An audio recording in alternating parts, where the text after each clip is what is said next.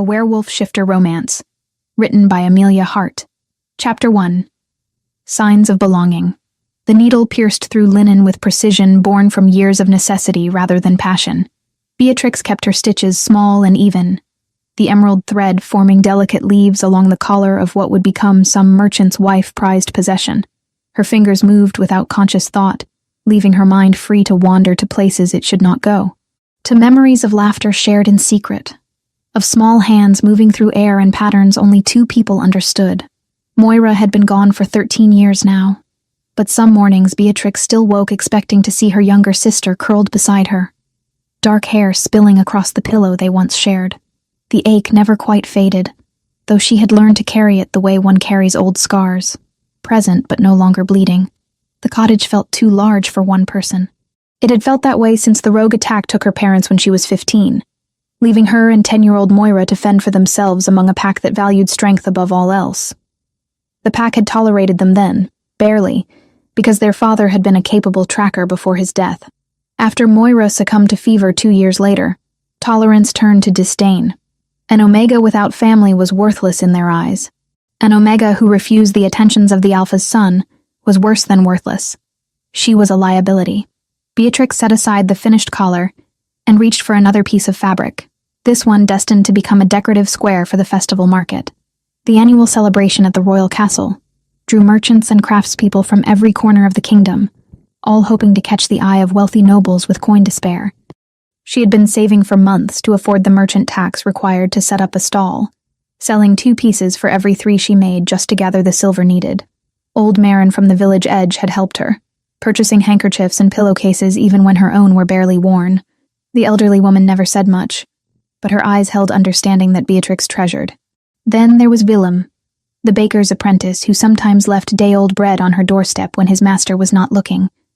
And Cora, the healer's daughter who had been Moira's only friend outside their home. These 3 had kept Beatrix from complete isolation, small kindnesses that meant more than they likely realized. Tomorrow she would leave before dawn, joining the caravan of villagers making the 2-day journey to the capital. The Alpha's son, Garrett, had made it clear he expected her to reconsider his suit before she departed.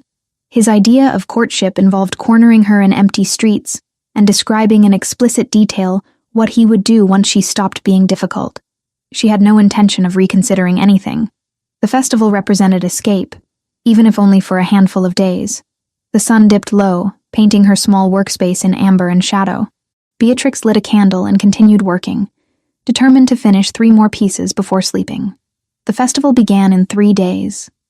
She would be ready. The royal castle rose from the mountainside as if the stone itself had decided to reach for the sky.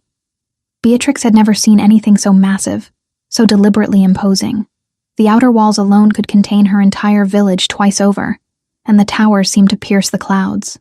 Pennants bearing the royal crest snapped in the mountain wind, the silver wolf on black silk visible for miles. The market sprawled across the lower courtyard, a organized chaos of color and noise. Merchants called out their wares while nobles drifted between stalls with practiced disinterest, their fine clothes marking them as clearly as any spoken word. Beatrix arranged her embroidered goods with careful attention, making sure each piece caught the light. Her stall sat wedged between a spice merchant and a potter, both of whom had barely acknowledged her presence beyond cursory nods. She was Omega. They could smell it on her, that indefinable something that marked her as lesser in their hierarchy. It did not matter that her needlework rivaled anything the noble ladies produced. It did not matter that she had survived alone for years in a pack that would have gladly seen her gone. She was Omega, and that single fact defined how the world treated her. The morning proved slow. A few nobles paused to examine her work, but most moved on without purchasing. One lady did buy a set of handkerchiefs, paying the asking price without haggling, which Beatrix counted as a small victory.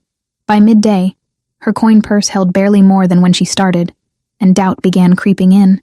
Perhaps this had been foolish. Perhaps she should have stayed in the village, should have accepted Garrett's suit, and resigned herself to a life of misery with a roof over her head. No, that path led nowhere worth going.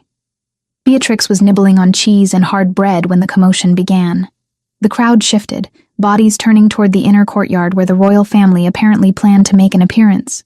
She could not see much from her position, but the excited whispers told her what she needed to know. The Alpha King himself was coming out to greet his subjects, likely accompanied by his daughter. Everyone knew about Princess Elowen, the girl who could not hear, could not speak, a peculiarity that had scandalized the kingdom when it became apparent. Some called it divine punishment for past sins. Others whispered darker theories involving curses and fairy meddling. The queen had died shortly after Elowen's birth 6 years ago, leaving the Alpha King to raise his unusual daughter alone. Beatrix felt an unexpected kinship with a child she had never met. Curiosity drew her from her stall. The spice merchant was too engrossed in counting his morning earnings to notice her absence, and the potter had disappeared entirely, likely to watch the royal procession himself. She slipped through the crowd with the ease of someone accustomed to being overlooked, finding spaces between bodies that others missed. The inner courtyard opened before her, a wide stone expanse where the king stood surrounded by advisors and guards. He was tall, powerfully built in the way of alphas, who fought their way to dominance rather than inheriting it through blood alone. Fair hair fell to his shoulders, darker than true gold, but lighter than pure brown, and a well-kept beard framed a strong jaw. Even from a distance, Beatrix could feel the weight of his presence, the natural authority that made others instinctively defer. But it was the small figure beside him that captured her attention completely. Elowen looked tiny next to her father, a wisp of a girl with pale blonde hair and a blue dress that probably cost more than Beatrix earned in a year. She stood perfectly still, hands clasped before her, face carefully blank. Around her swirled a dozen noblewomen, all vying for the king's attention by cooing over his daughter with transparent insincerity. "Such a beautiful child, your majesty. She has your eyes, sire. A true princess in every way." The words washed over Elowen without impact. She could not hear them. And even if she could, Beatrix suspected the girl would recognize the falseness beneath the flattery. No one actually looked at the princess. They looked past her, through her, treating her presence as an obstacle to overcome rather than a person to engage. Elowen's small hands twitched. It was subtle, barely noticeable, but Beatrix recognized the gesture instantly. Frustration. The girl was trying to communicate something and being completely ignored. One hand lifted slightly, fingers forming a shape that Beatrix knew in her bones even though the specific meaning was unclear. It was too far away, the angle wrong, but the intent was unmistakable. Elowen was signing. Without conscious decision, Beatrix's own hands moved. The signs she and Moira had created together were probably different from whatever system Elowen used, but the basic concepts remained universal. She signed hello in the way Moira had taught her. A simple gesture that meant acknowledgement, recognition. "I see you." Elowen's head snapped around. Those blue eyes, so like her father's, locked onto Beatrix with startling intensity. For a heartbeat, nothing else existed, just two people connected by the simplest of signs. Then, Elowen's face transformed. The careful blankness shattered, replaced by wonder and desperate hope. Her hands flew up, forming shapes rapidly, questions tumbling out too fast for Beatrix to follow. The Alpha King noticed. Of course he did. Alphas noticed everything, especially when it concerned their children. His gaze tracked from his daughter to Beatrix, those ice-blue eyes assessing her with predatory focus. The crowd around them seemed to fade, sound muffled as if they stood in a bubble separate from the rest of the world. Beatrix forced herself to breathe. She had the Alpha King's attention, and that could be either salvation or destruction, depending on how she handled it. Elowen tugged on her father's sleeve, signing frantically. Constantine. She knew his name was Constantine Shadowmere, Alpha King of the Mountain Territories, bent down to his daughter's level. He signed back. The gestures were simpler than Elowen's, more basic, but functional. He understood his daughter's language even if he was not fluent. Then he straightened and looked directly at Beatrix again. He said something to his guards, words she could not hear across the distance, and two of them began moving through the crowd toward her. Panic fluttered in her chest, but running would only make things worse. She stood her ground, chin lifted, as the guards reached her position. "The king requests your presence," one said, not unkindly. She followed them across the courtyard, acutely aware of every eye tracking her movement. Who was this common-looking woman being summoned by royalty? The whispers started immediately, speculation spreading like wildfire. By tonight, half the castle would have invented elaborate stories about her identity and purpose. Up close, Constantine Shadowmere was even more imposing. He towered over her by nearly a foot, and the breadth of his shoulders seemed to block out the sun. But it was his scent that nearly undid her. Pine and snow, and something wild that spoke to the wolf she carried inside. The beast that had never been strong but existed nonetheless. Alphas always smelled of dominance and power. This one smelled of winter storms and unshakable strength. "You know sign language," he said. It was not a question. "Yes, Your Majesty." Her voice came out steadier than she felt. "My sister was deaf. We created our own signs to communicate." "Your sister?" Something flickered in his expression, too quick to identify. "She is not with you?" "She died, 12 years ago now." Elowen made a sound, a small wounded noise that conveyed sympathy without words. Her hands moved again, and this time Beatrix was close enough to understand most of it. The signs were different from hers and Moira's, but the meaning came through. "I'm sorry. It's hard when they leave." Beatrix signed back, a simple gesture of acknowledgement and shared grief. Elowen's entire face lit up. Constantine watched this exchange with an expression that Beatrix could not quite read. Then he spoke, and his words changed everything. "I have a proposition for you. My daughter needs someone who can truly communicate with her, someone who understands what it means to live in silence. I am offering you a position in the royal household as Elowen's companion and tutor. You would teach her to expand her sign language, and perhaps teach others in the castle as well, so she is not so isolated." Beatrix stared at him. This could not be real. Things like this did not happen to Omegas from border villages, to women with no family and no prospects. "Your Majesty, I am honored, but I am not qualified. I have no formal training, no experience with children beyond my sister, and I am merely a seamstress. My daughter has had qualified tutors," Constantine said, and there was an edge to his voice now. "She has had the finest educators the kingdom can provide, and every single one of them treated her as a problem to be solved rather than a child to be understood. In 5 minutes you gave her more genuine connection than she has experienced in weeks. That is the only qualification I require." Elowen was watching her with those hopeful eyes, small hands clasped together as if in prayer. This child who had everything material wealth could provide, but nothing that truly mattered. This child who was lonely in a castle full of people. Beatrix had been that child once, in a different way. "When would you need me to start?" she heard herself ask. Constantine's expression shifted, something that might have been relief crossing his features. "Immediately. I will have servants collect your belongings from wherever you are staying and arrange for appropriate quarters in the castle. You will, of course, be compensated generously." It was happening too fast. Her mind raced, trying to catalog everything this decision would mean. Leaving the village permanently. Never seeing Marin or Willem or Cora again. Abandoning the small cottage that held every memory of her family. But also, never seeing Garrett again. Never feeling the pack's disdain. Never struggling to afford basic necessities. And this girl needed her. "I accept, Your Majesty." Elowen launched herself forward, wrapping small arms around Beatrix's waist in an enthusiastic hug that nearly knocked her backwards. The crowd gasped. Princesses did not embrace commoners in public, but Constantine merely smiled. A real smile that transformed his harsh features into something almost gentle. "Welcome to the royal household," he said. Chapter 2. Whispers and Walls. The servants' quarters occupied the eastern wing of the castle, a labyrinth of narrow corridors and modest chambers that housed everyone from ladies' maids to tutors. Beatrix's room sat at the far end of the 3rd floor, small but undeniably better than anything she had known before. A proper bed with clean linens, a writing desk beneath a window that overlooked the training grounds, and a wardrobe that could hold 10 times the clothing she actually possessed. She stood in the doorway, taking it all in with a strange sense of disconnection. 3 days ago, she had been sleeping in a cottage with a leaking roof, wondering how she would afford winter firewood. Now she lived in a castle, employed by royalty, with more security than she had ever known. The cost of that security became apparent within hours. "An Omega," the voice dripped with disdain. Beatrix turned to find an older man in expensive robes standing in the corridor, his sharp features twisted in disapproval. His scent marked him as beta, powerful, but not quite dominant.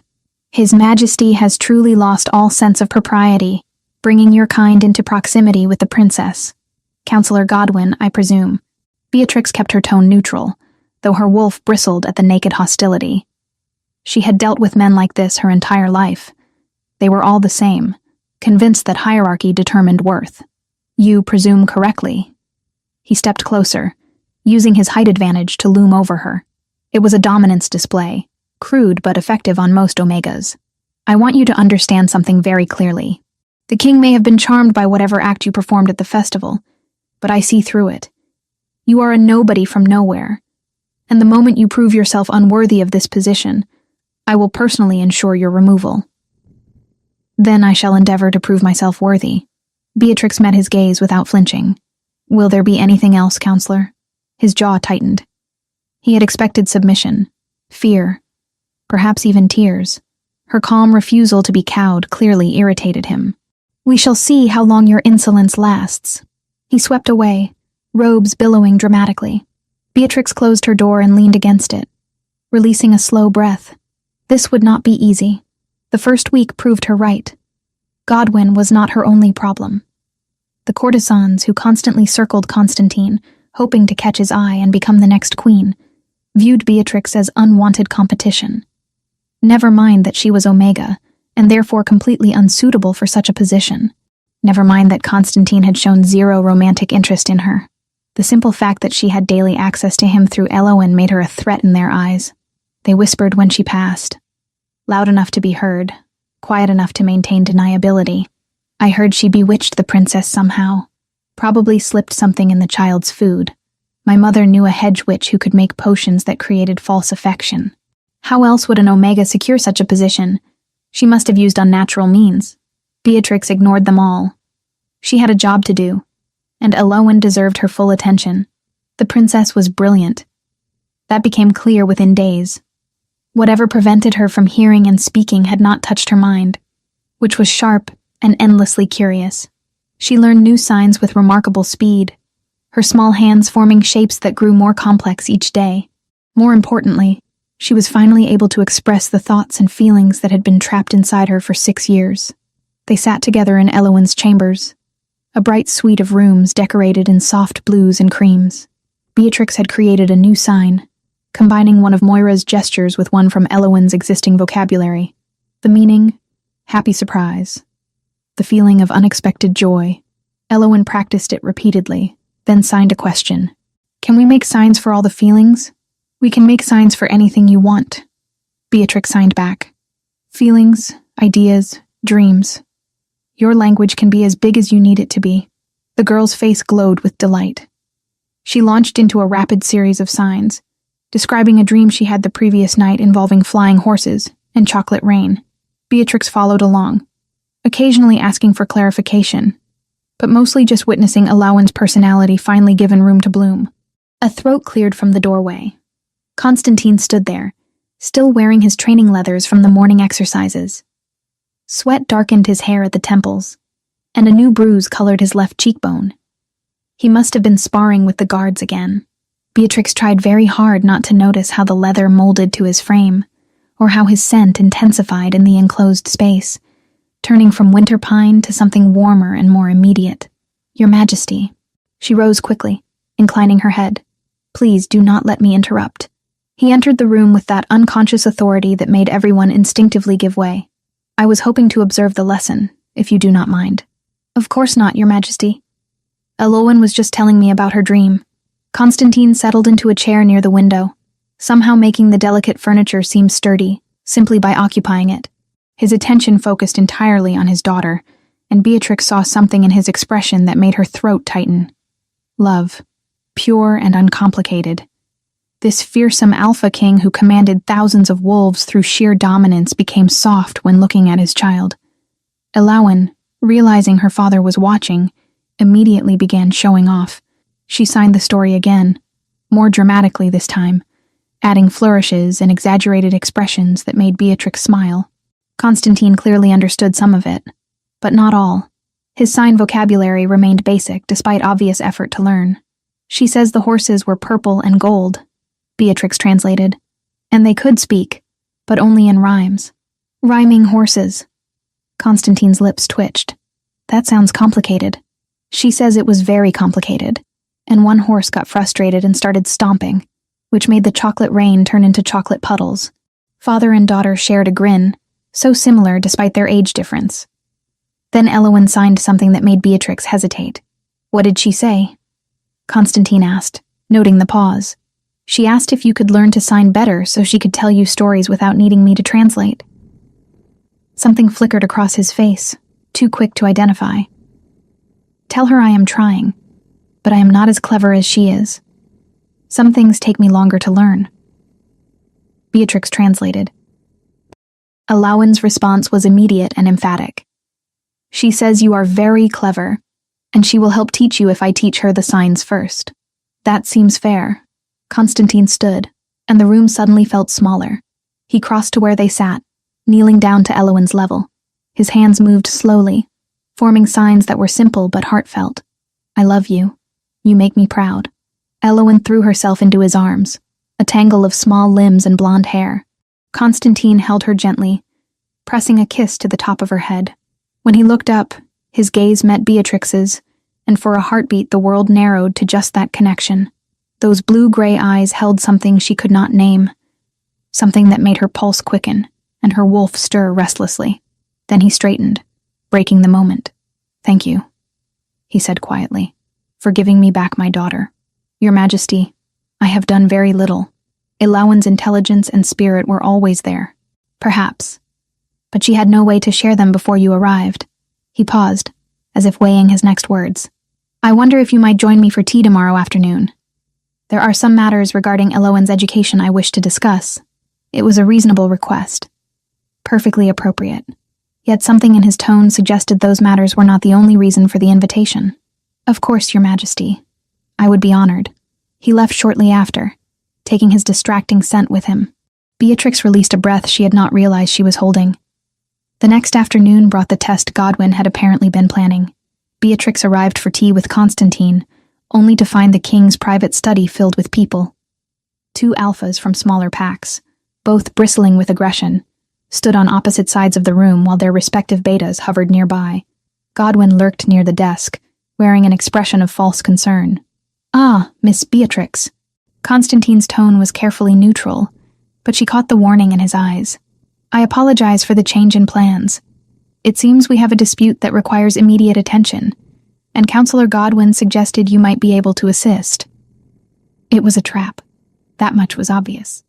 Godwin wanted to see her fail publicly, to prove she was unsuitable for her position. The 2 alphas barely glanced at her, their attention fixed on each other with predatory intensity. The Redwood pack has been hunting in Ironwood territory, one alpha growled. He was shorter than his opponent, but broader, with scars marking his hands and face. They killed 3 elk that belonged to us by right. Your territory boundary is unclear, the other alpha shot back. He was younger, leaner, with nervous energy that suggested inexperience. The river moved after the spring floods. We hunted where we always hunt. The boundary has not changed in 50 years. Then perhaps it should change. Your pack is smaller now. You cannot use all that land. The temperature in the room dropped as both alphas began releasing dominance pheromones, trying to intimidate each other.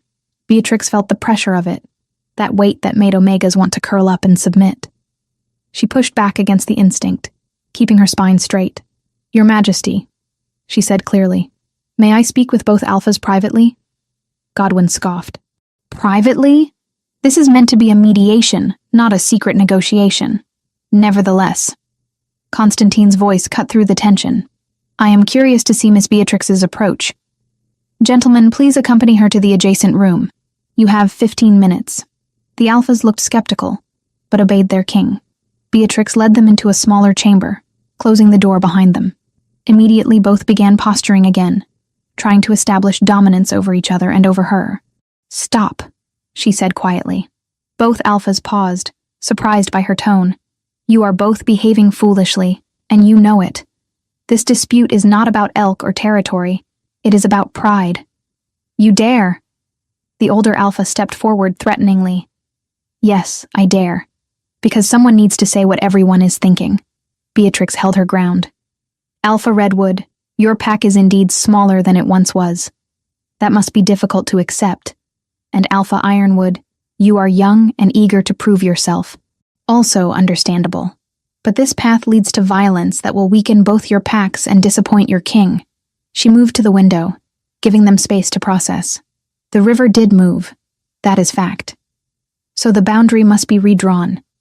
But Alpha Redwood deserves compensation for the 3 elk, and Alpha Ironwood deserves acknowledgement that he was operating in good faith based on natural landmarks. What do you propose? Ironwood asked grudgingly. A joint hunt. Both packs together, on the disputed territory. Whatever you bring down gets divided evenly. You work together instead of against each other, and you establish a new boundary that both agree upon while cooperating. The 2 alphas stared at her. Then slowly, grudgingly, they looked at each other. That could work, Redwood admitted. My pack would agree to it, Ironwood added. They emerged from the room 12 minutes later with the basic framework of an agreement. Godwin's face had gone pale, then red, then carefully blank. Constantine, however, was smiling. Well done, he said once the alphas had departed. Counselor Godwin, was there anything else you needed Miss Beatrix to prove? No, Your Majesty. Godwin's tone could have frozen water. I believe I have seen what I needed to see. He left stiffly. Beatrix waited until the door closed before allowing herself to sag slightly, the tension draining out of her. That was a setup, she said. Yes. Constantine poured tea with steady hands, passing her a cup. Godwin believes you are here under false pretenses. He thinks you manipulated your way into this position. And what do you believe, Your Majesty? He studied her over the rim of his cup. I believe you are exactly who you appear to be. Someone kind and capable who cares about my daughter. Someone who sees past rank and title to the actual problems that need solving. Someone who makes me question things I thought were settled long ago. The air between them thickened, charged with something unspoken. Beatrix's wolf stirred, responding to the subtle shift in Constantine's scent. It had turned darker, richer, carrying notes that spoke directly to instincts she usually kept buried. Your Majesty, she began, not sure what she meant to say. Constantine, he interrupted softly. When we are private, please call me Constantine. That would be inappropriate. Perhaps. He set down his cup and stood, crossing to where she sat. But there are many inappropriate things I find myself thinking lately. Do you know what it is to want something you should not have, Beatrix? She looked up at him, heart racing. Yes, I know that very well. His hand lifted, almost touching her face, then dropped. My daughter adores you. In 3 weeks you have given her more happiness than she has known in years. I am grateful beyond measure. You already thanked me, Your Majesty. Constantine, he corrected, and I find one thanks insufficient. His voice dropped to something intimate and rough. You have given me back my daughter. That is a debt I can never truly repay. The moment stretched between them, weighted with possibilities neither could acknowledge. Then Constantine stepped back, his expression carefully neutral once more. You should return to Ilowen. She will be wondering where you are. Beatrix stood on unsteady legs. Of course. Thank you for the tea. She fled before she could do something monumentally stupid, her wolf whining at the retreat. Behind her, she heard Constantine release a long, controlled breath. In the hallway, she pressed a hand to her chest, feeling her heart pound against her palm. This was dangerous. This was impossible. This was the Alpha King, and she was Omega. Nothing could come of the tension building between them. But knowing that, and believing it, were 2 entirely different things. Chapter 3.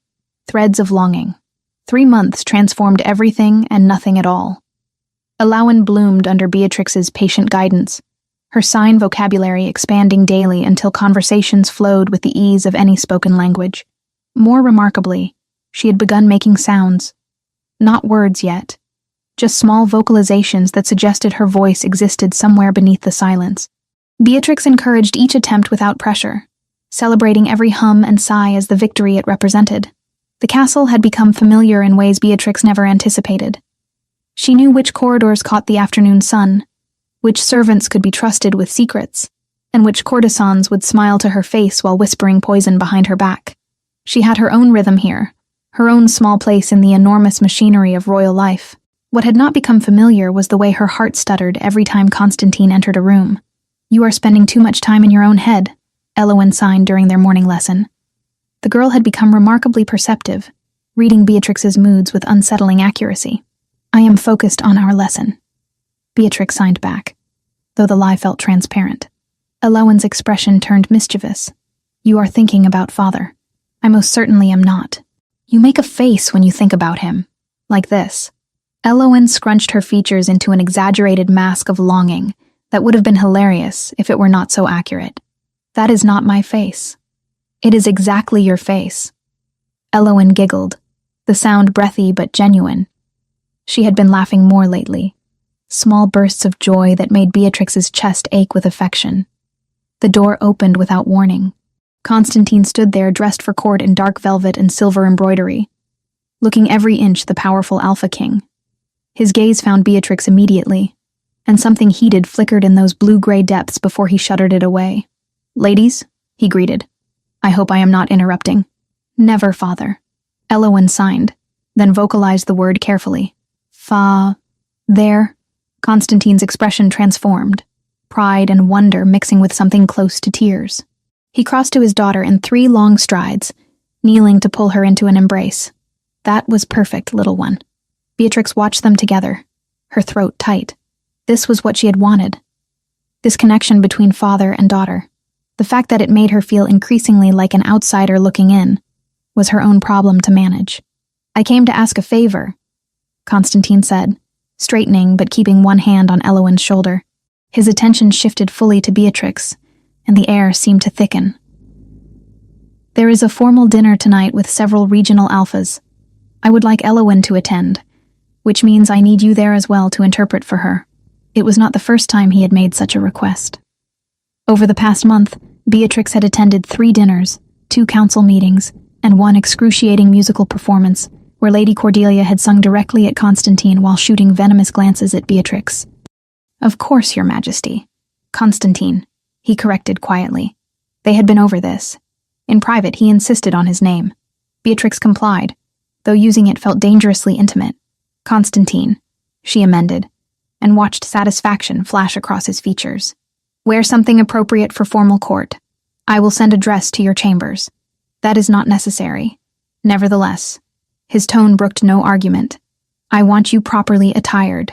There was something possessive in the way he said it. Something that made Beatrix's wolf perk up with interest. She forced the reaction down, maintaining her composure. As you wish. He lingered a moment longer, gaze holding hers with intensity that bordered on improper. Then he tore himself away, leaving the room with that predatory grace she had come to associate with him. You do make that face. Elowen signed gleefully once her father was gone. Beatrix threw a cushion at her. The dress Constantine sent was far too fine. Deep green silk that brought out her eyes, with delicate silver embroidery along the bodice and sleeves. It fit perfectly, which meant he had been paying attention to her measurements. The thought made her skin flush with warmth that had nothing to do with the temperature. She braided her dark hair in a crown around her head, keeping it severe and practical, despite the elegance of the gown. When she looked in the polished silver mirror, a stranger stared back. Not quite a lady, but no longer a simple seamstress either. Something in between, undefined and uncertain. The formal dining hall glittered with candlelight and wealth. Long tables arranged in a U-shape accommodated perhaps 40 guests, all dressed in their finest. Beatrix recognized several faces from previous gatherings, including Godwin, who watched her entrance with barely concealed hostility. Constantine sat at the head table, commanding attention without effort. When he saw her, something flashed in his expression, gone too quickly to name but leaving heat in its wake. He rose, a courtesy that made everyone else scramble to their feet as well. Miss Beatrix, please join us at the high table with Princess Elowen. Murmurs rippled through the assembled nobles. The high table was reserved for royalty and the most honored guests. Seating in Omega there was unprecedented, borderline scandalous. Beatrix felt every eye on her as she made her way to the raised platform where Constantine and Elowen waited. She took the seat between father and daughter, hyper-aware of Constantine's proximity. His scent wrapped around her, pine and winter, and something uniquely him that made her wolf whine with want. This was torture of the sweetest kind. Dinner progressed with multiple courses, each more elaborate than the last. Elowen signed questions about the various dishes, and Beatrix answered quietly, conscious of the attention focused on them. Constantine interjected occasionally, adding details or asking his own questions, creating an intimate bubble of conversation that excluded everyone else. The princess seems quite attached to her companion, one alpha observed from down the table. His tone suggested disapproval. My daughter has excellent judgment, Constantine replied coolly. She recognizes quality when she sees it. The alpha subsided, chastened. No one contradicted the king. Lady Cordelia, seated near Godwin, leaned forward with a smile that did not reach her eyes. Your Majesty, have you given more thought to the proposal from the Northern Territories? I hear their alpha has a daughter of marriageable age. I have not, Constantine said flatly. Surely you must consider remarriage eventually. Another noble added. The kingdom needs stability, a queen, perhaps more heirs. Beatrix kept her face carefully neutral, though each word landed like a blow. Of course Constantine would remarry eventually. He needed political alliances, needed sons to secure his line. She was a temporary presence in his life, useful only as long as Elowen required her services.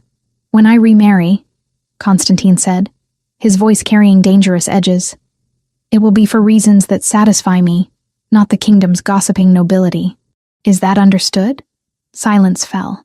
Then someone cleared their throat and changed the subject to hunting prospects for the coming season. Crisis averted. But the tension remained. Beatrix focused on her food, forcing down bites that tasted like ash. The delegation arrived 2 days later with little warning. 20 soldiers bearing the crest of the eastern reaches, led by an alpha whose scent spoke of age and cunning. With them came a woman who could only be Lady Verity, dressed in crimson silk that displayed her considerable assets to maximum advantage. She was beautiful in the way court ladies were beautiful, calculated perfection from her golden hair to her practiced smile. Everything about her screamed suitable match for an alpha king. Beatrix watched from a window as they arrived, Elowen pressed against her side. The girl had gone rigid, small hands clenched into fists. What is wrong? Beatrix signed. I do not like her, Elowen signed back. She smells wrong. You cannot smell her from here. I know anyway. Children had instincts adults learned to ignore. Beatrix filed away Elowen's reaction for future reference. The welcome banquet that evening was more elaborate than any Beatrix had yet attended. Lady Verity held court at Constantine's right hand, laughing at his comments and touching his arm with casual familiarity. She was doing everything correctly, playing the role of future queen with practiced ease. Beatrix sat beside Elowen at a lower table, having been firmly relegated from the high table to make room for their distinguished guests. She told herself it did not matter, that she had no right to feel this burning jealousy watching another woman claim Constantine's attention. Miss Beatrix? Lady Verity called down the table, her voice carrying crystal clear. I understand you teach the princess some form of hand language? Yes, my lady. Sign language, so she can communicate. How quaint. Verity's smile remained fixed. Though surely at her age, the princess should be learning more practical skills. Music, perhaps, or needlework. Something befitting her station. Elowen is learning many skills, Beatrix replied evenly. Communication happens to be one of the most important. Of course. Of course. Verity turned to Elowen with exaggerated attention. And how are you, dear child? I hope you are not too overwhelmed by all this adult conversation. Elowen's hands moved rapidly. Beatrix caught the signs before the girl finished. Princess Elowen says she is quite capable of following adult conversation, and that you need not speak to her as if she were 3 years old. Beatrix's translation was diplomatic. What Elowen had actually signed was considerably ruder. Verity's smile tightened. How precious. She has spirit. My daughter has excellent instincts, Constantine interjected, his tone mild but his eyes sharp. She knows precisely who deserves her courtesy and who does not. The table went quiet. Verity's expression flickered with barely concealed anger before smoothing back into pleasant neutrality. Of course, Your Majesty. I meant no offense. None taken, Constantine said, though his gaze had shifted to Beatrix with something warm and approving that made her pulse race. The evening limped onward. Verity recovered her composure quickly, redirecting her charm toward Constantine with renewed determination. She spoke of alliances and trade routes, of the benefits their union would bring to both territories. She was making a compelling case, Beatrix had to admit. Everything she offered made logical sense. Everything except the fact that Constantine looked at her with polite disinterest, while he looked at Beatrix like he was starving, and she was sustenance itself. The messenger arrived during dessert, stumbling into the hall with blood soaking his tunic and terror marking his scent. He collapsed at the foot of the high table, gasping for breath. "Your Majesty," he managed. "Rogues. The border villages. They came at dawn, dozens of them. Coordinated attack. We could not hold them." Constantine was on his feet instantly. "Which villages?" "Thornwood, Ashbrook, Rivers Bend." Beatrix's world tilted. Rivers Bend, her village, where Marin lived, where Willem worked, where Cora still tended the sick and injured. "Send for Tavish," Constantine ordered, already moving. "Ready the guard. We ride within the hour. Your Majesty, let me come with you." Alpha Verity's father stood. "My men are fresh. We can provide additional support." Constantine barely glanced at him. "Appreciated. Tavish will coordinate." His gaze found Beatrix across the chaos. Something passed between them, understanding and shared urgency. "Beatrix, take Elo into your chambers. Stay there until I return." She wanted to argue, wanted to beg to come with him, to see if anyone she knew had survived, but Alawan needed her, and Constantine needed to focus on the threat without worrying about their safety. "Be careful," she said, the words inadequate. His jaw tightened. Always. Then he was gone, taking half the castle guard with him. The hall erupted into frightened speculation. Beatrix gathered Elowen close and fled to the relative safety of her chambers. They waited through the night. Elowen eventually fell asleep, curled against Beatrix's side, but sleep eluded Beatrix entirely. She kept seeing Marin's weathered face, Willem's shy smile, Cora's steady hands. They were the only ones who had shown her kindness when the world turned cold. They were the closest thing to family she had left. If they were gone, she had nothing remaining of her old life. Nothing but painful memories and the graves of people she had loved. Dawn came gray and cheerless. Elowen woke, signing questions Beatrix could not answer. They sat together in silence, waiting. Constantine returned at midday. She heard his heavy footfalls in the corridor before he knocked, recognized his scent beneath the smell of smoke and blood. She opened the door to find him hollowed out, exhausted in body and spirit. "Tell me," she said. "The villages were destroyed. We found survivors, perhaps 30 total from all 3 settlements. The rogues were organized, brutal. They hit fast and retreated before we could engage them properly. Did you—" She could not finish the question. "I do not know who survived from Rivers Bend specifically. The refugees are being brought to the castle for treatment and shelter. You can look for your people when they arrive." Relief and dread warred in her chest. Maybe they had survived. Maybe they were among the 30. Maybe she would not have to carry more grief. Constantine's hand lifted, cupping her face with a gentleness that contrasted his blood-stained appearance. "I am sorry, Beatrix. I should have seen this coming. Should have reinforced those borders. You cannot predict everything. I am Alpha King. Protecting my people is precisely what I should do." His thumb brushed across her cheekbone, the touch sending shivers down her spine. "You were one of those people once. I should have protected them better. They were standing too close." His scent wrapped around her, wild and desperate beneath the exhaustion. Beatrix could hear his heartbeat, could see his pupils dilate as something primal flickered across his features. "Constantine," she whispered, warning and plea combined. He leaned closer. His free hand slid to the nape of her neck, fingers tangling in her hair. She felt the ghost of his breath against her throat, felt his lips brush her skin with barely restrained hunger. This was wrong. This was impossible. This was everything she wanted and could never have. His teeth grazed her pulse point, and Beatrix's entire world narrowed to that single sensation. He was going to mark her. Right here, right now. Consequences be damned. And she wanted it with desperate, aching need that obliterated every rational thought. Then Constantine jerked back as if burned, his expression horror-stricken. "I cannot. Gods. Beatrix, I almost—" He stumbled away from her, pressing his back against the opposite wall. "I should not be here. This is not— You deserve better than this. Constantine, please." "No." The word came out harsh. "You deserve someone who can claim you properly. Someone who is not bound by politics and duty and the expectations of an entire kingdom. You deserve more than stolen moments and secret longing. You deserve everything, and I cannot give you that." He fled before she could form a response, leaving her alone with her racing heart and the phantom sensation of his teeth against her throat. Chapter 4.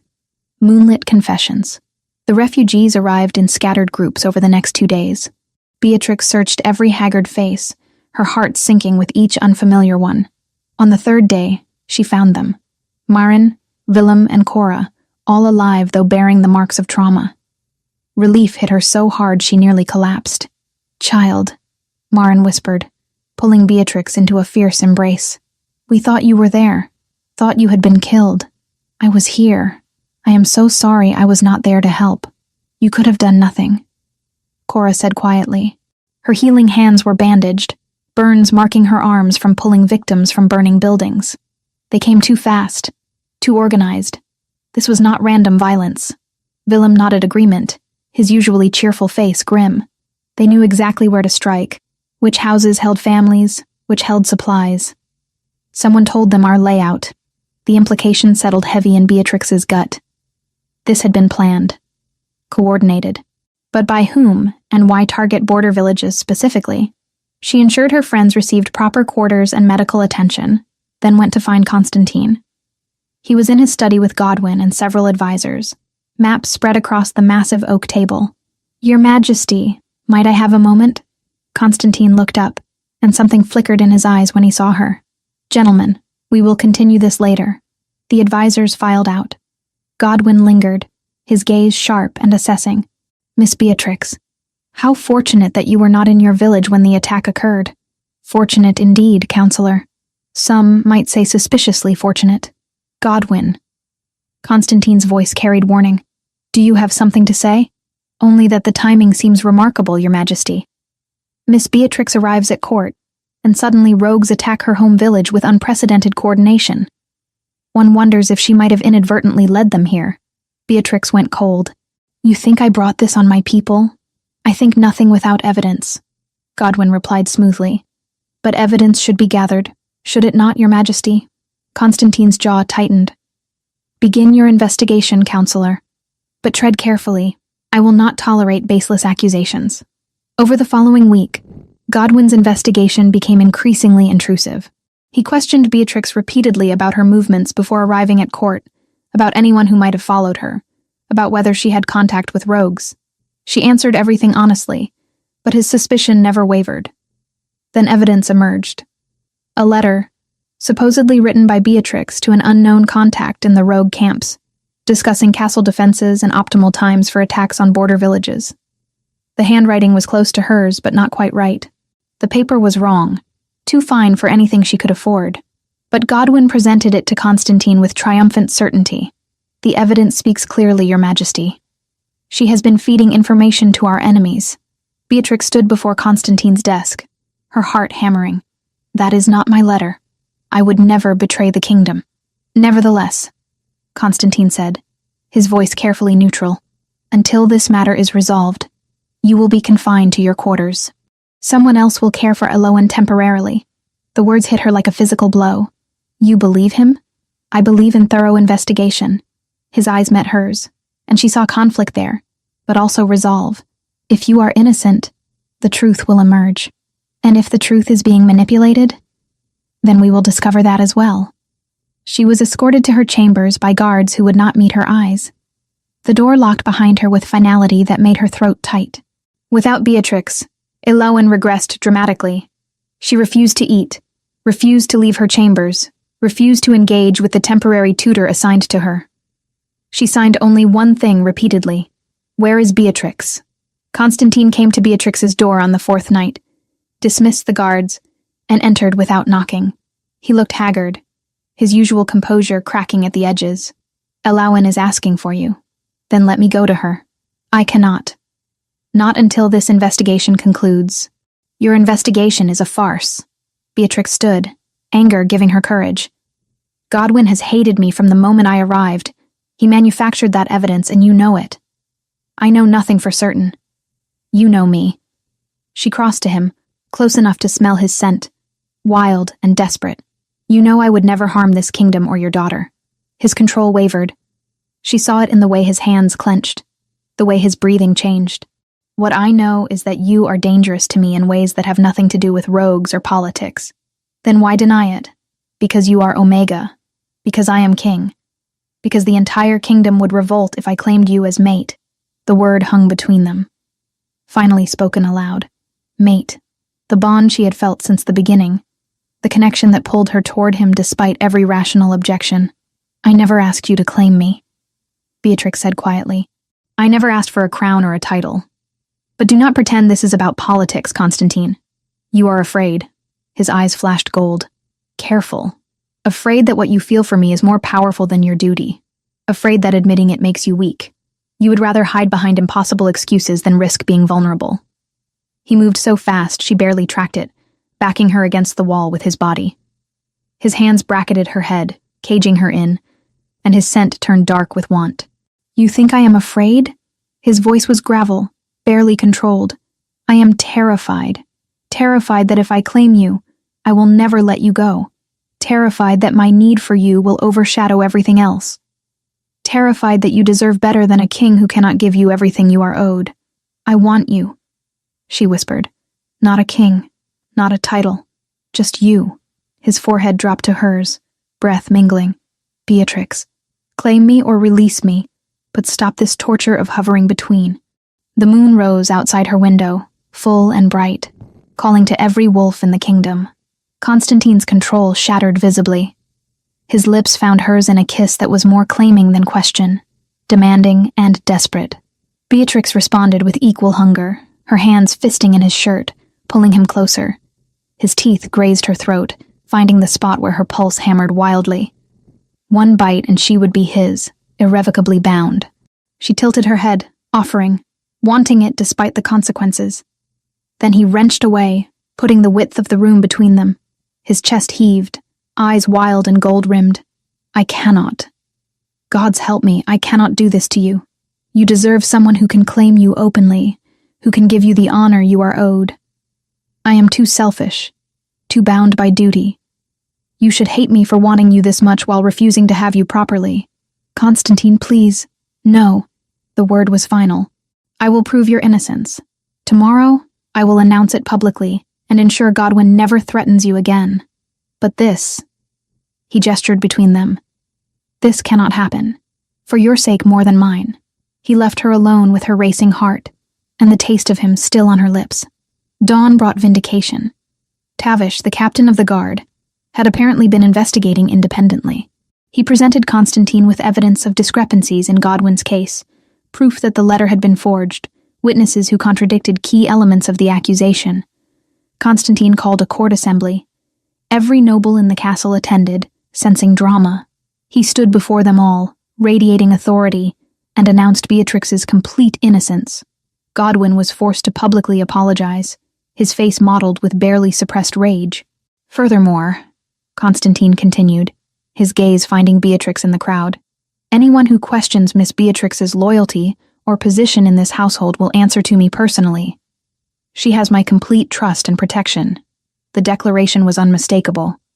He might not claim her as mate, but he was marking her as under his protection nonetheless. It was not what she wanted, but it was something. Lady Verity and her delegation departed that afternoon without ceremony, their political alliance proposal quietly withdrawn. Apparently, Constantine's obvious devotion to an Omega companion made him unsuitable for their family's ambitions. Beatrix stood with Elowen watching the carriages leave. The girl's small hand clasped firmly in hers. Are you staying? Elowen signed. Yes. Beatrix signed back. Always. It was a promise she intended to keep, regardless of what Constantine decided about their impossible connection. Chapter 5. Blood and Bonds.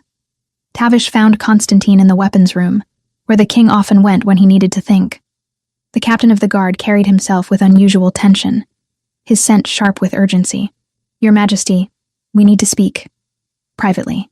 Constantine dismissed the two guards sharpening swords in the corner. Once they were alone, Tavish pulled out a leather journal, its pages filled with notes and observations. I have been investigating the rogue attacks independently, Tavish began without preamble. The coordination, the timing, everything pointed to inside help. I finally found the connection. Godwin has been in contact with Alpha Hrothgar of the Northern Reach for months. They are planning a coup. Constantine's hand stilled on the sword he had been examining. Explain. Hrothgar wants the throne. Godwyn wants revenge for every slight he believes you have dealt him over the years. They plan to poison you during the next council meeting. Make it look natural. Once you are dead, Hrothgar will claim regency over Elowen until she comes of age. Of course, accidents happen to children all the time. Rage flooded Constantine's system, his wolf rising dangerously close to the surface. You are certain? I have witnesses, servants who overheard conversations. A merchant who delivered strange herbs to Godwyn's chambers. But, Your Majesty, I do not know how deep this goes. I cannot be sure who else on the council might be involved. Constantine's mind raced through possibilities. If he arrested Godwyn now, any other conspirators would scatter. Better to let them think they had succeeded. Catch them all at once. We will spring their trap, he decided. Let them believe they have won, then crush them completely. That is dangerous, Your Majesty. If anything goes wrong, then I trust you to protect Elowen. Constantine met his captain's eyes. I need to discuss this with someone who understands the court dynamics better than either of us. Someone who has been watching from the outside. Miss Beatrix. Yes. Tavish's expression shifted to something approving. She is clever, that one. And loyal.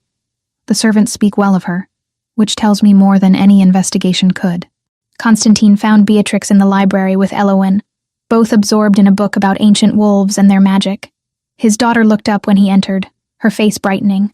Father, Beatrix says the old wolves could speak mind to mind even in human form. Is that true? Some could. Constantine signed back, his skills having improved considerably over the months. But the gift is rare now. Elowen returned to her book, satisfied. Constantine caught Beatrix's eye and tilted his head toward the door. She understood immediately, making an excuse to Elowen about needing to discuss lesson plans. They walked to his private study in silence, charged with unspoken tension. Once inside, Constantine locked the door and released a long breath. There is a plot to kill me and seize the throne through Elowen.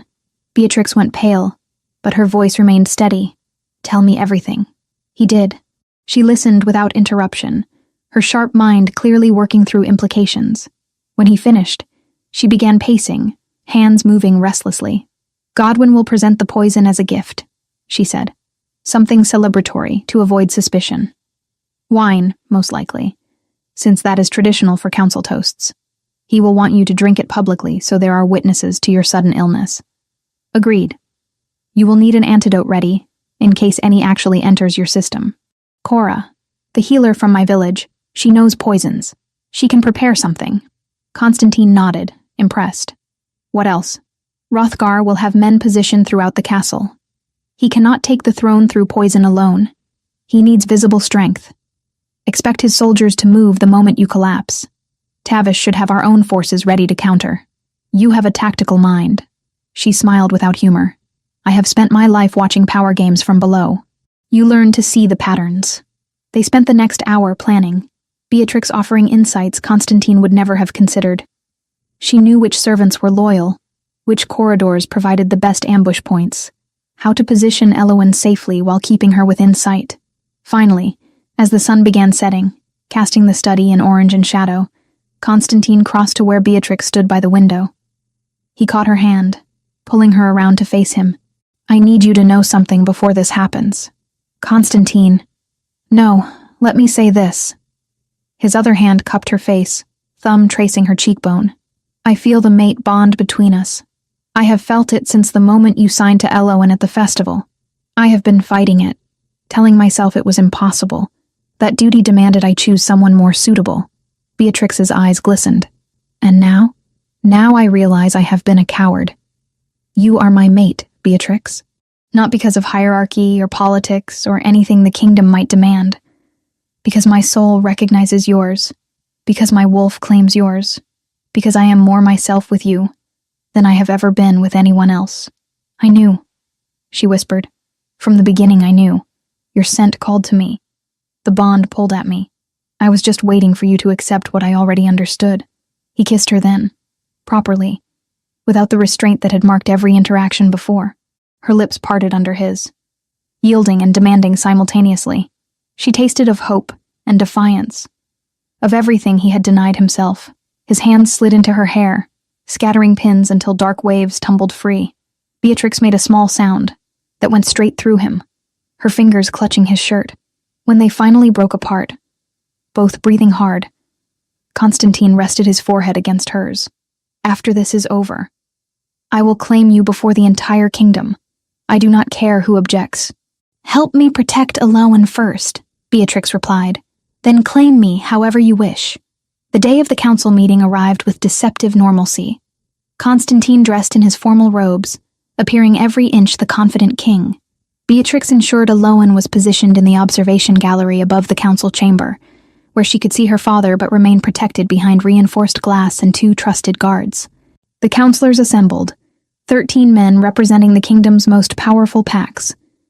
Godwyn entered last, carrying an ornate bottle of wine with exaggerated care. Your Majesty, I took the liberty of acquiring this vintage to celebrate our recent victories against the rogue threat. Perhaps we might toast to continued prosperity? Constantine smiled. An excellent suggestion, Counselor. Godwyn poured carefully, ensuring Constantine received the fullest glass. The king raised it high, making a show of admiring the deep red color. Around the table, counselors raised their own glasses. To the kingdom, Constantine declared. To the kingdom, they echoed. He brought the glass to his lips, tilted it back, but instead of swallowing, he let the wine pool in his mouth before discreetly spitting it back into the glass, while pretending to cough. The move was subtle, practiced. Only Godwyn watched closely enough to notice Constantine had barely consumed anything. Minutes passed. Constantine kept his breathing even, his posture strong. Godwyn's expression shifted from anticipation to confusion to alarm. Your Majesty, are you feeling well? You look somewhat flushed. I feel perfectly fine, Godwyn. Why do you ask? Before Godwyn could answer, the chamber doors burst open. Alpha Hrothgar entered with a dozen armed wolves, their weapons drawn. He was a massive man, scarred and brutal-looking, with eyes that promised violence. Forgive the interruption, Hrothgar said, not sounding sorry at all. But I am here to claim what should have been mine years ago. Constantine stood slowly. And what might that be? The throne. You were always weak, Constantine. Too soft, too concerned with peace when strength is what our people need. With you dead, and your daughter under my protection, I will restore this kingdom to its proper glory. Interesting plan. One problem, though. Constantine's smile turned predatory. I am not dead.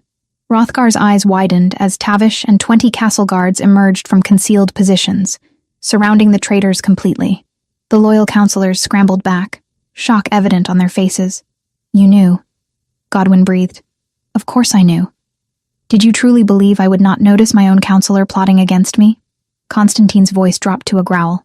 You have one chance to surrender. Hrothgar snarled, his body beginning to shift. I will take what I want by force.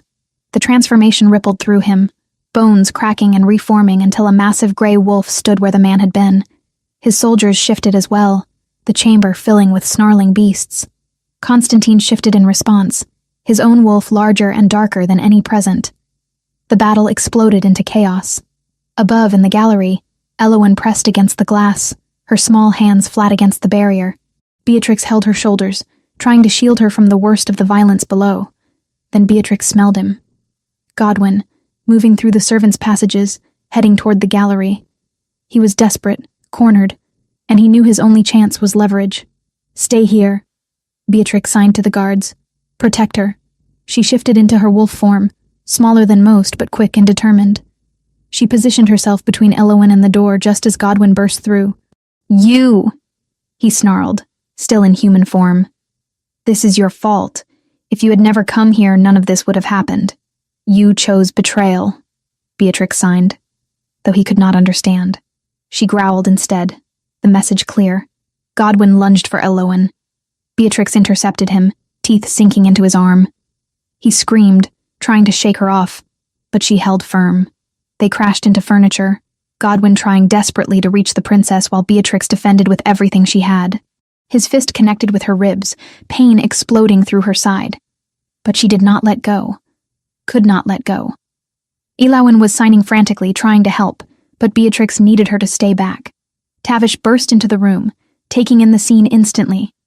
He grabbed Godwyn from behind, wrenching him away, Beatrix released her hold, stumbling back, tasting blood. "Chain him," Tavish ordered his men. "His Majesty will deal with him personally." Below, the battle had ended. Constantine stood over Hrothgar's broken body, his wolf form streaked with blood but victorious. The traitor wolves were either dead or surrendering, those counselors who had remained loyal stepping forward to affirm their allegiance. Constantine shifted back to human form, accepting a robe from Tavish. His eyes immediately sought the gallery, finding Beatrix's wolf form. Even from this distance, he could see she was injured. He ran. By the time he reached the gallery, Beatrix had shifted back, clutching her ribs. Elowen knelt beside her, small hands moving frantically. "Mama hurt. Help Mama." The word stopped Constantine in his tracks. "Mama," Elowen had spoken. Her first word, given not to him but to the woman who had shown her nothing but love and patience. Then Elowen spoke again, her voice rough and uncertain but unmistakable. "Mama." Beatrix's eyes filled with tears. She pulled Elowen close despite her injuries, pressing a kiss to blonde hair. "I am all right, little one. I am all right." Constantine knelt beside them, gathering both into his arms. His mate and his daughter, the two people who mattered more than any throne or kingdom. They were safe. Everything else could wait. Chapter 6. Crown and Claiming. 3 weeks had passed since the battle that nearly destroyed everything. The castle bore witness to transformation. Wounds both literal and political, slowly healing under careful attention. Godwyn sat in exile, stripped of title and land, his name spoken only as warning. Hrothgar's death had sent ripples through the northern reach. But his successor, a younger cousin with more pragmatism than ambition, sent emissaries bearing formal apologies and renewed pledges of loyalty. Beatrix's ribs healed under Cora's skilled care, the bruises fading from purple to yellow to nothing. Through it all, Constantine remained close, his presence a constant reassurance that sent her wolf purring with contentment. He made no secret of his devotion anymore, and the castle buzzed with speculation about when, not if, he would make his claim official. Elowen's transformation proved even more remarkable than physical healing. The girl who had spoken her first word during crisis now spoke freely, her voice gaining strength and confidence daily. She still preferred signing, the language feeling more natural to her fingers than her tongue, but she no longer lived trapped in silence. On the morning of the council meeting that would determine their future, Elowen climbed into Beatrix's bed before dawn, small hands finding hers in the darkness. "Are you scared?" the girl asked, her voice sleep-rough but clear. "Terrified," Beatrix admitted honestly. "Father says brave people feel fear, but act anyway." Elowen snuggled closer. "You are the bravest person I know, Mama." That word still made Beatrix's chest ache with overwhelming emotion.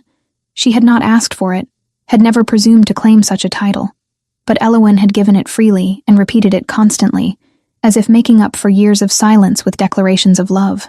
"You make me brave." Beatrix signed and whispered simultaneously, a habit they had both adopted. "You and your father, both." The council chamber filled early, every regional alpha in attendance along with their primary advisors. The air thrummed with tension and curiosity. Some faces showed open hostility, others guarded neutrality. But a few, particularly the younger alphas and several betas who had witnessed the battle firsthand, displayed something close to respect. Constantine entered last, and the room fell silent. He wore formal robes of deep midnight blue embroidered with silver wolves, his crown a simple circlet of dark metal that somehow made him look more powerful rather than less. His gaze swept the assembly, measuring, assessing, then found Beatrix standing in the observation gallery beside Tavish and Elowen. The connection between them sparked visible even across the distance, undeniable and raw. "Honored alphas, esteemed council members," Constantine began, his voice carrying effortlessly through the stone chamber. 3 weeks ago, traitors attempted to destroy this kingdom from within. They failed because loyal wolves stood firm. Today, I ask you to be equally steadfast as we face not external enemies, but internal prejudices that have weakened us for generations. Murmurs rippled through the crowd. Several alphas exchanged meaningful glances. "I intend to take a maiden queen," Constantine continued, "as is my right and responsibility to this kingdom. That mate is Beatrix. formerly of the River's Bend Pack, currently guardian and tutor to Princess Elowen. The explosion of voices was immediate and predictable. Several alphas surged to their feet, protest written across their faces. "She is Omega." "This is madness, Your Majesty. The kingdom requires strength at the throne." "What message does this send to our enemies? That we value nothing but sentiment over strategic alliance?" Constantine let them shout themselves hoarse, his expression never changing. When the noise finally subsided, he spoke with deadly calm. "Are you finished?" "Because I have things to say, and I would prefer not to waste time repeating myself over your bleeding." The insult landed hard. Several alphas bristled, but none dared interrupt again. "You speak of strength as if it is measured solely by hierarchy rank.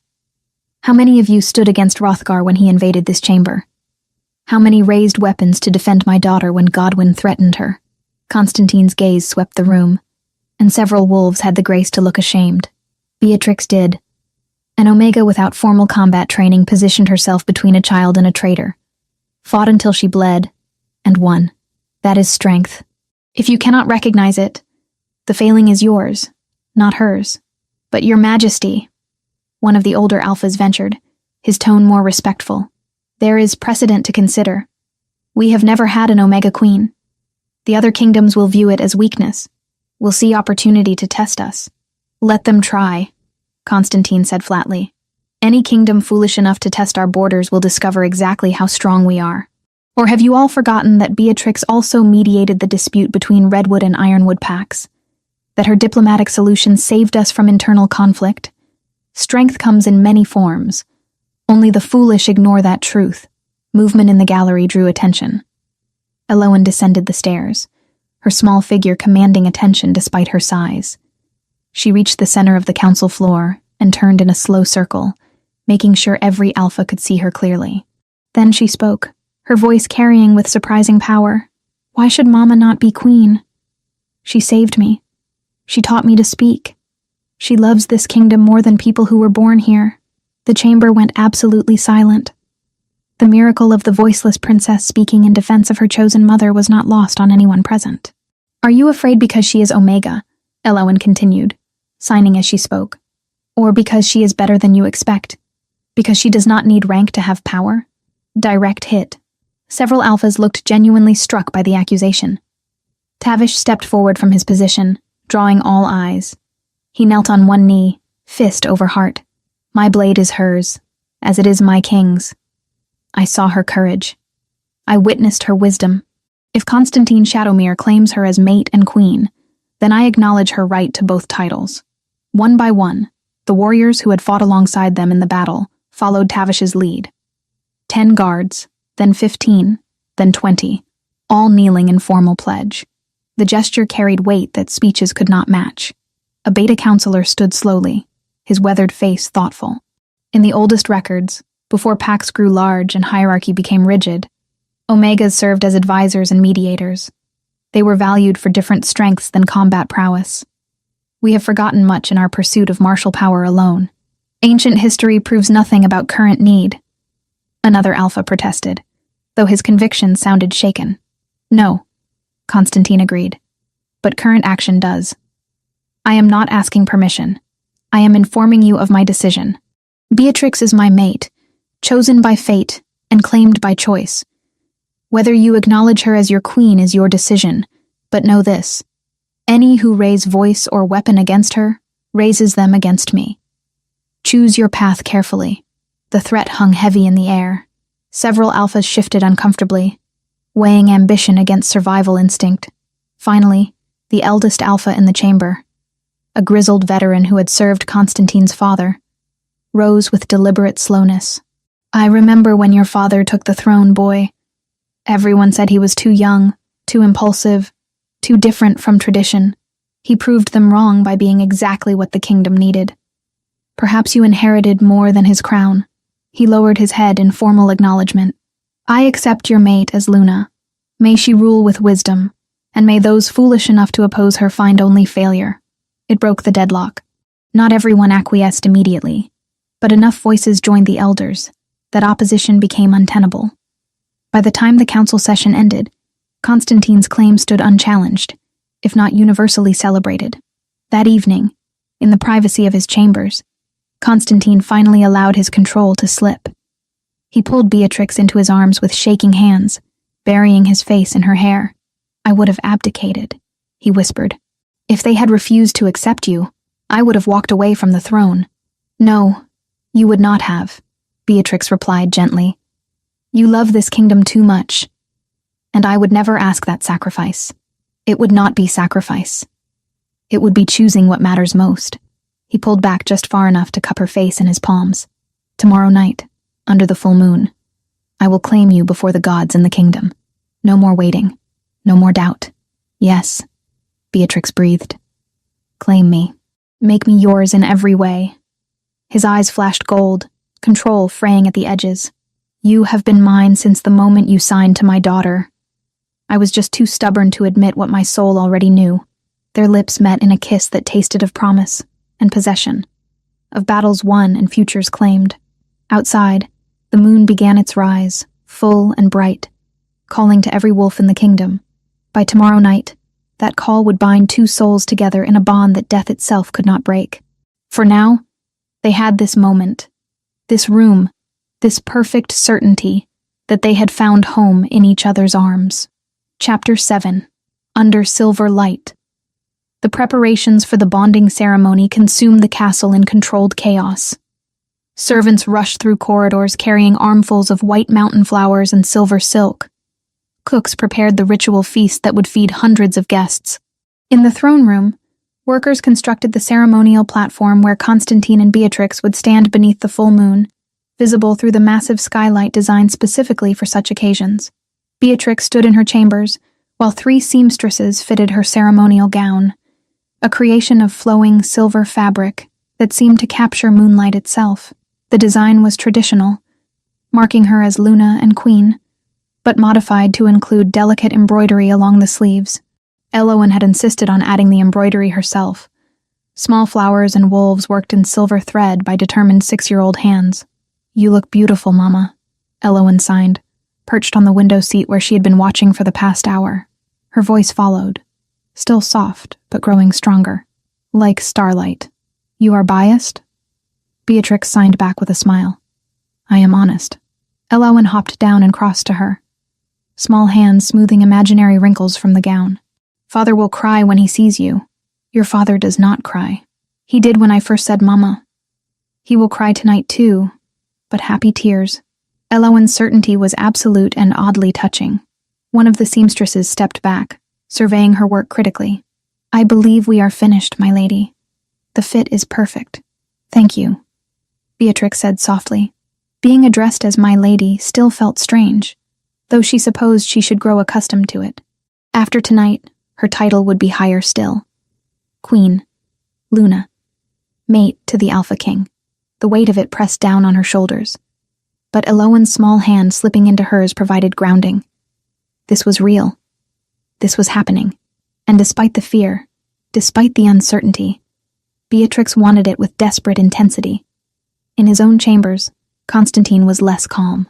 Tavish watched with barely concealed amusement as the king paced, his formal robes swirling with each sharp turn. "You are nervous," Tavish observed. "I have never seen you nervous before battle, but a bonding ceremony has you pacing holes in the stone. Battle, I understand. Battle has clear rules, clear outcomes. This..." Constantine gestured helplessly. "What if I speak the ritual words incorrectly? What if the bond does not take properly? What if you stop overthinking and simply let yourself feel what you already know?" Tavish interrupted gently. "The bond exists already. Tonight merely formalizes what the fates decided long ago. Trust in that." Constantine stopped pacing, releasing a long breath. "She deserves perfection. She deserves a ceremony without flaw, a mate who can give her everything. She deserves you, exactly as you are. Flaws, doubts, fierce protectiveness, and all." Tavish stood, clasping his king's shoulder. "Besides, even if you stumble over every word, she will understand what you mean. That is what mates do." The full moon rose precisely at dusk, huge and silver white, dominating the darkening sky. The throne room filled with witnesses. every alpha in the kingdom present along with their mates and heirs. The galleries above held hundreds more. Common wolves and nobles alike come to witness history. Beatrix entered from the east corridor, escorted by Elowen, who signed enthusiastic encouragement every few steps. The crowd fell silent as she walked the length of the throne room, her silver gown catching the moonlight streaming through the skylight. She kept her chin high, her steps measured, refusing to show the fear churning in her stomach. Constantine waited on the ceremonial platform, and when their eyes met, everything else faded. His expression held wonder and possession in equal measure, his scent wrapping around her even from a distance. He wore formal robes of midnight blue embroidered with silver wolves, his crown replaced temporarily by a simple circlet of moonstone. She climbed the steps to join him, Elowen releasing her hand reluctantly before taking her place beside Tavish in the front row. The witnesses pressed close, forming a circle around the platform but maintaining respectful distance. The ritual elder stepped forward, an ancient female wolf whose authority transcended rank. She had performed bonding ceremonies for 3 generations of kings, her presence lending weight and legitimacy to the proceedings. "We gather under the full moon to witness the bonding of souls," she began, her voice surprisingly strong. "Constantine Shadowmere, Alpha King of the Mountain Territories, and Beatrix of Riversbend, chosen mate and Luna. Let any who would challenge this union speak now." Silence stretched taut.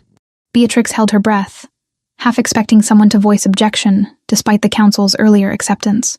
But the silence held, broken only by the wind whistling through the skylight.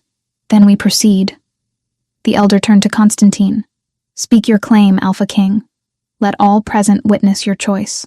Constantine took Beatrix's hands in his touch warm and grounding. His voice carried clear and strong through the chamber. "I claim Beatrix as my mate, chosen by fate and affirmed by will. She is my equal in all things, my partner in rule and life. I offer her my protection, my loyalty, my soul. What was mine becomes ours. What I am becomes ours. From this night until death and beyond, we are one." The traditional words, spoken for centuries, but his eyes held personal promise that went deeper than any ritual. Beatrix felt the mate bond flare between them, recognizing the claim and responding. "Speak your acceptance, Luna. Let all present witness your choice." Beatrix's voice shook slightly at first, but strengthened as she spoke. "I accept Constantine as my mate, chosen by fate and affirmed by will. He is my equal in all things, my partner in rule and life. I offer him my loyalty, my heart, my soul. What was mine becomes ours. What I am becomes ours. From this night until death and beyond, we are one." The bond sang between them, powerful and absolute. "Then by the authority granted me by the old gods and the pack laws, I recognize this bond." The elder lifted her hands skyward, calling to the moon. "Seal your claim, Alpha King. Mark your mate, that all may know she belongs to you as you belong to her." Constantine pulled Beatrix close, one hand cradling her neck, tilting her head to expose her throat. His eyes flashed gold, wolf rising to the surface. "Mine," he breathed. Then his teeth sank into her pulse point.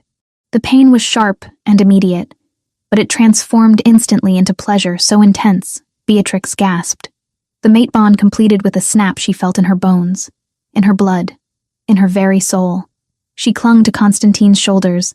A sensation overwhelmed her, their scents mingling until she could not tell where hers ended and his began. When he pulled back, blood marked his lips, but his expression held only reverence. "Forever mine, forever yours," Beatrix whispered. "Mark him in return," the elder instructed. "Let the bond be equal and whole." Beatrix shifted to her wolf form in a fluid movement, smaller than Constantine's wolf but no less determined. She reached up on hind legs, her teeth finding the same spot on his throat, marking him as he had marked her. The bond solidified completely, unbreakable and eternal. When she shifted back, Constantine caught her, supporting her trembling body. The witnesses erupted in howls, every wolf present voicing approval. The sound shook the castle walls, echoing through the mountains, announcing to every pack in the territory that their king had claimed his mate. Elowen rushed forward, wrapping her arms around both of them. "You are family now. Really, truly family. We were always family." Beatrix signed. then said aloud for all to hear, "From the moment I met you, we were family." The feast that followed lasted deep into the night. Long tables groaned under the weight of food and drink, music filled the halls, and wolves in both forms celebrated with abandon. Beatrix found herself surrounded by well-wishers, some genuine, others clearly still uncertain, but unwilling to show open disrespect. She handled each interaction with grace, Constantine always at her side, his hand never leaving hers. The mark on her throat throbbed with pleasant awareness, a constant reminder of their bond. Near midnight, as the celebration showed no signs of slowing, Constantine leaned close to whisper in her ear, "I believe we have fulfilled our public duties. Shall we retire?" Heat flooded through Beatrix at the implication. Yes. They slipped away quietly, though not quietly enough to escape Elowen's knowing grin, or Tavish's approving nod. The walk to Constantine's chambers seemed endless, anticipation building with each step. Once inside, Constantine locked the door with deliberate care. "You are my mate," he said wonderingly, crossing to her. "My Luna. My queen. Mine in every way. Yours," Beatrix confirmed, reaching for him. "Show me what that means." He did, with hands and lips and whispered promises, claiming her completely as moonlight poured through the windows, and their bond pulsed with shared pleasure. They learned each other thoroughly, taking time to discover what made the other gasp and shudder. When they finally joined, the bond flared so bright, Beatrix thought she might shatter from it. Afterwards, wrapped in each other's arms, Constantine traced the mark on her throat with gentle fingers. "I should have claimed you months ago. We needed to walk this path at our own pace." Beatrix pressed a kiss to his chest, right over his heart. "We are here now. That is what matters. Here, and never letting go." He pulled her closer, possessive even in tenderness. "Sleep, my Luna. Tomorrow we begin our reign together." Beatrix drifted off with his heartbeat steady beneath her ear, the mate bond humming contentment, and the certain knowledge that she had finally, truly, found home. Chapter 8. Legacy of Light. Almost 2 years had passed since the bonding ceremony under the full moon. The kingdom had transformed in ways both subtle and profound, blooming under the joint rule of Constantine and Beatrix, like flowers after winter snow. Beatrix stood at the window of her private chambers, one hand resting on her swollen belly as she watched the sun rise over the mountains. 4 months pregnant with twins, if Cora's predictions proved correct. The pregnancy had been unexpected, a gift neither she nor Constantine had dared hope for, given her Omega status and the rarity of such unions producing heirs. "You should be resting," Constantine said from the doorway, his voice warm with affection and concern. He crossed the room to stand behind her, his arms wrapping carefully around her expanding waist, hands settling over hers on their growing children. "I have rested all night.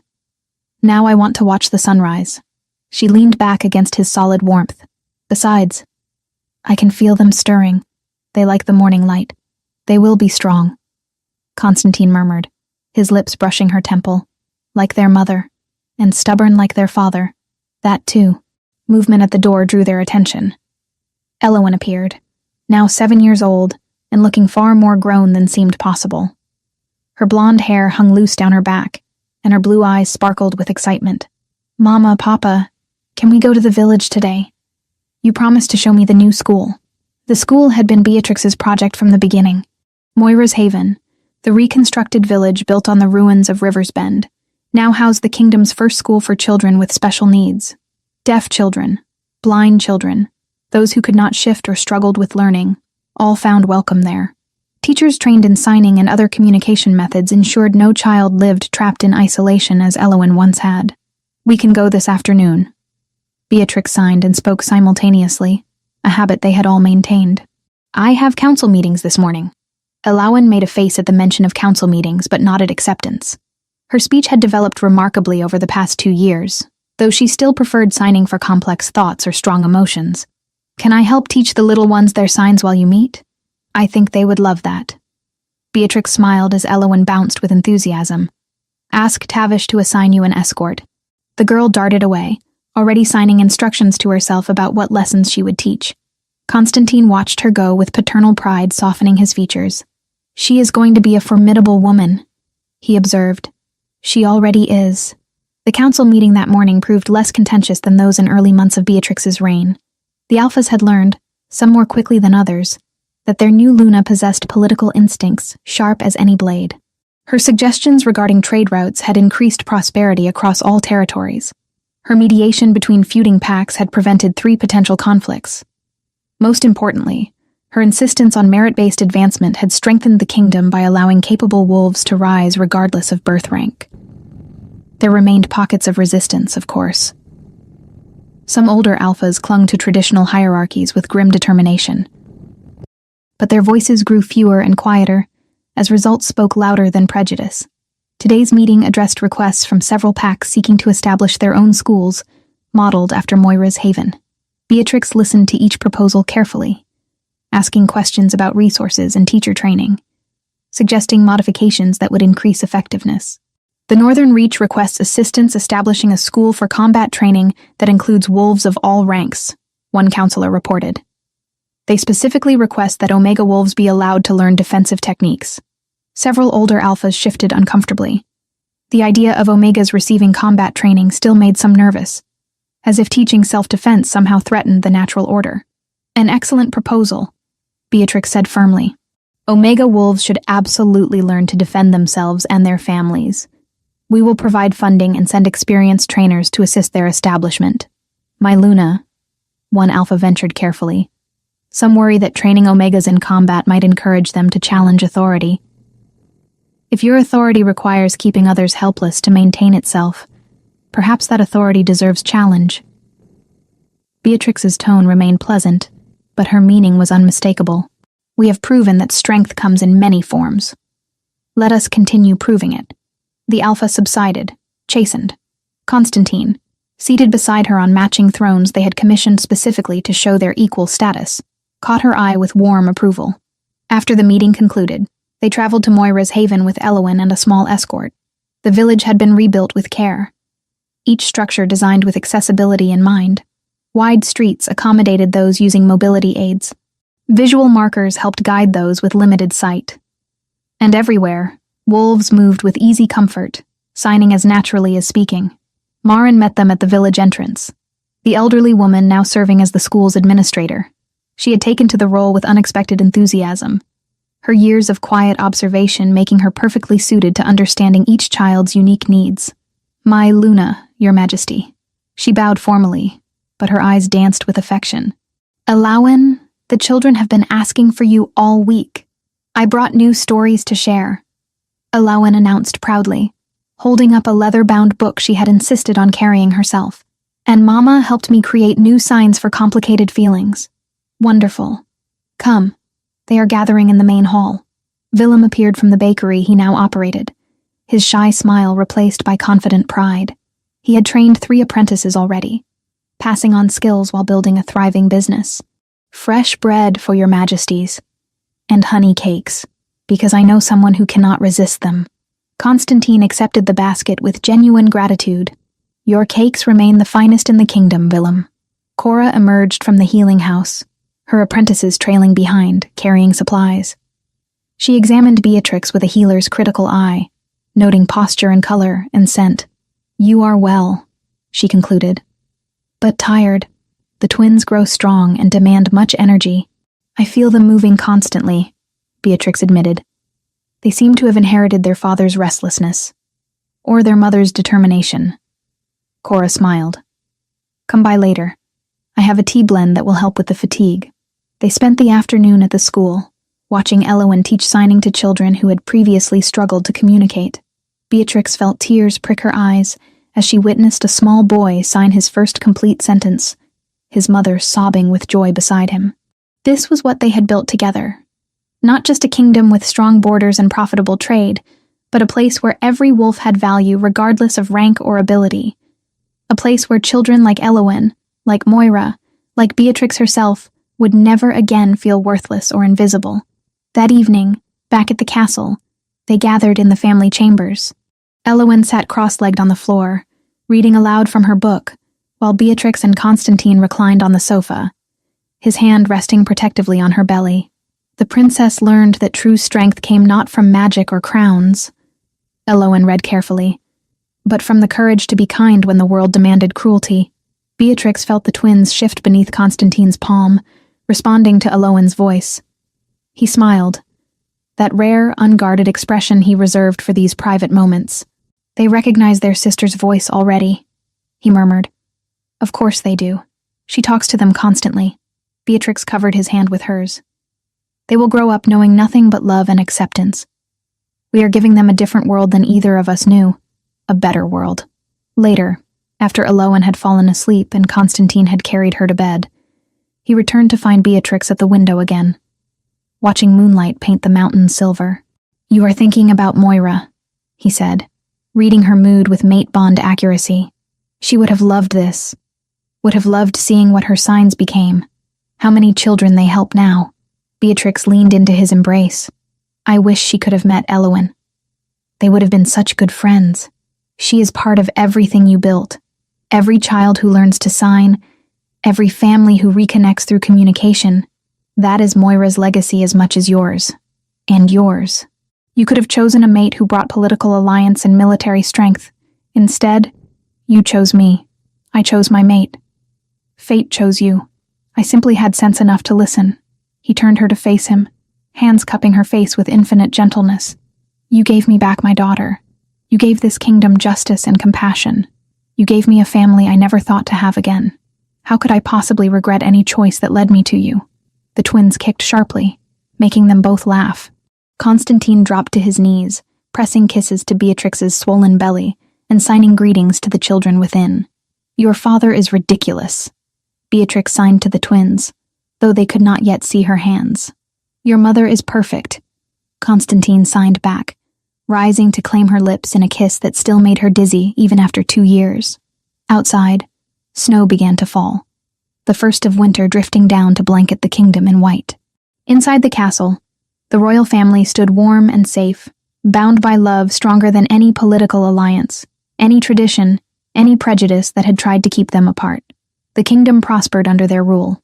The Pax grew stronger through unity rather than hierarchy. And in the hearts of two people who had found each other against all odds, hope bloomed eternal, that they had built something lasting, something good, something that would endure long after they themselves had passed into memory. They were home. They were together. And that, more than crowns or kingdoms, was all that truly mattered. The end.